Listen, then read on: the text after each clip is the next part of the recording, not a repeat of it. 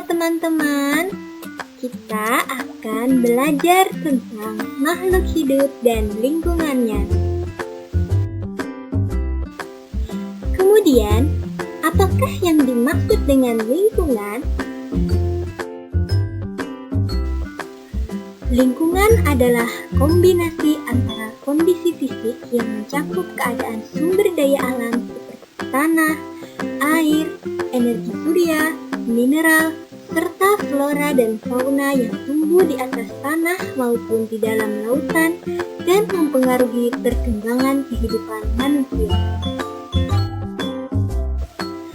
Apakah kalian sudah tahu apa yang dimaksud dengan makhluk hidup? Makhluk hidup adalah suatu organisme yang dapat mempertahankan dirinya dari berbagai perubahan lingkungan dan dapat berkembang biak melestarikan jenisnya.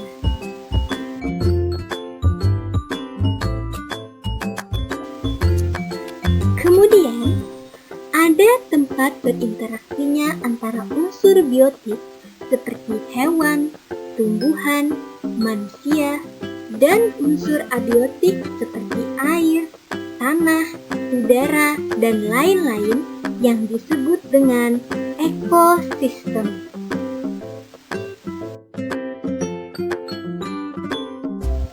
Selanjutnya, jenis-jenis ekosistem.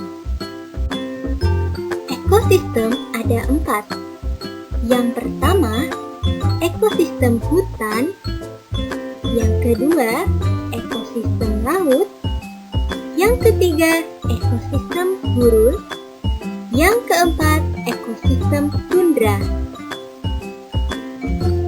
Kalian dapat melihat unsur biotik dan abiotik yang ada pada ekosistem berbeda-beda. Lalu, bagaimana hubungan antara makhluk hidup dengan lingkungannya? Hubungan antar makhluk hidup sangatlah penting. Setiap makhluk hidup bergantung dengan makhluk hidup lain. Semua makhluk hidup saling membutuhkan. Hubungan erat yang khas antara dua jenis makhluk hidup bersama disebut simbiosis. Ada beberapa macam simbiosis.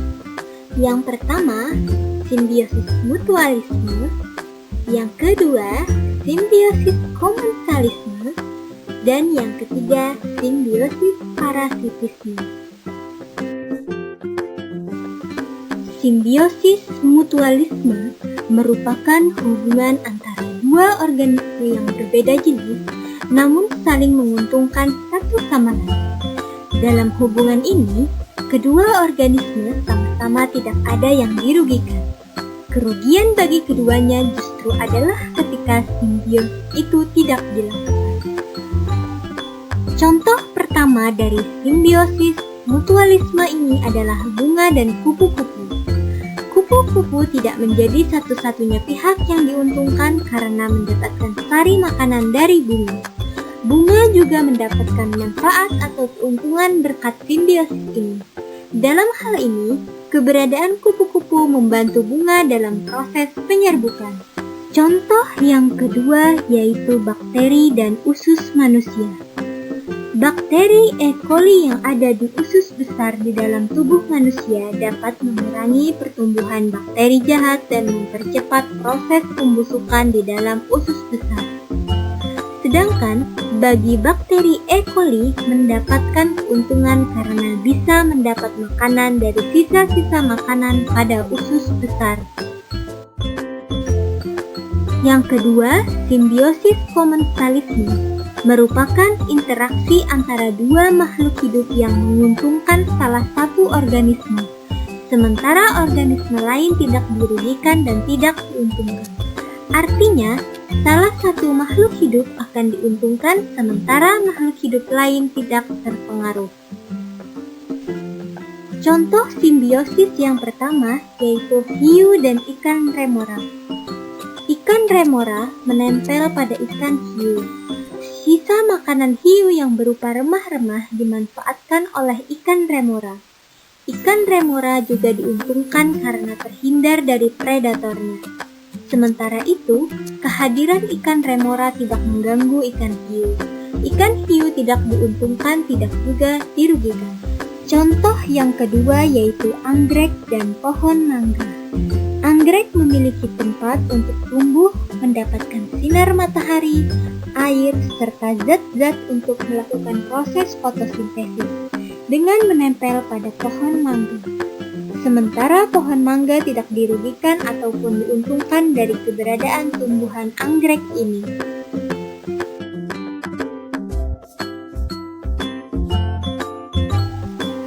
Yang ketiga yaitu simbiosis parasitisme, merupakan hubungan yang tidak melakukan timbal balik antara makhluk hidup yang satu dengan yang lainnya, seperti halnya makhluk hidup yang menumpang hidup pada jenis makhluk lainnya. Contoh yang pertama yaitu benalu dan inangnya.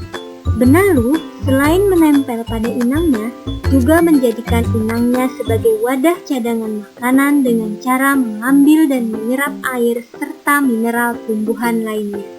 Akibatnya, inang tidak bisa tumbuh dan berkembang biak karena benalu mengambil dan menyerap makanan, air, dan mineral. Contoh yang kedua yaitu nyamuk dan manusia. Nyamuk akan menggigit dan menghisap darah manusia dan menyebabkan penyakit demam berdarah atau malaria. Bagi nyamuk, hubungan ini menguntungkan karena ia mendapatkan darah serta berkembang biak. Namun, bagi manusia, hubungan ini merugikan karena dapat terserang penyakit berbahaya. Sekian pembelajaran kali ini, semoga bermanfaat. Sampai jumpa.